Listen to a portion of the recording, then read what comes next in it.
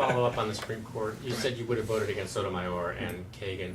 Would you have voted against the other two justices who were nominated by Democratic presidents, Justice Breyer and Justice Ginsburg?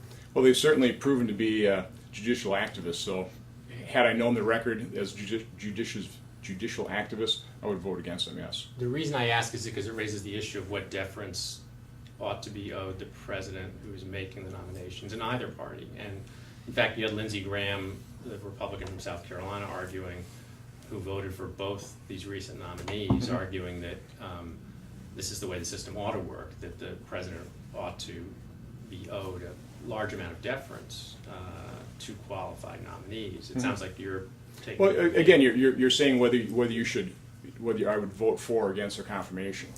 Certainly, elections have consequences. I'm well aware of that. That was one of the depressing things about President Obama's election is I knew the types of people he was going to appoint to the court.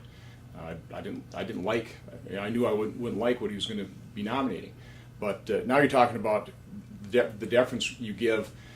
I think that speaks more to whether you filibuster or whether you allow the justices to come up for a vote.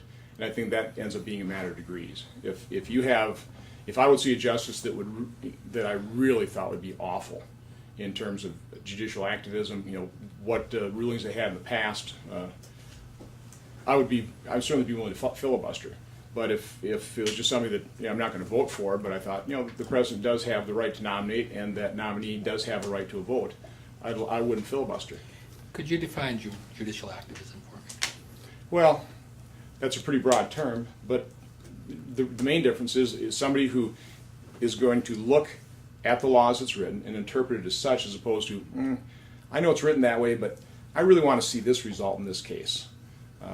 I'd rather be a little kinder and gentler in that case, as opposed to, no, we need to apply the law as it's written.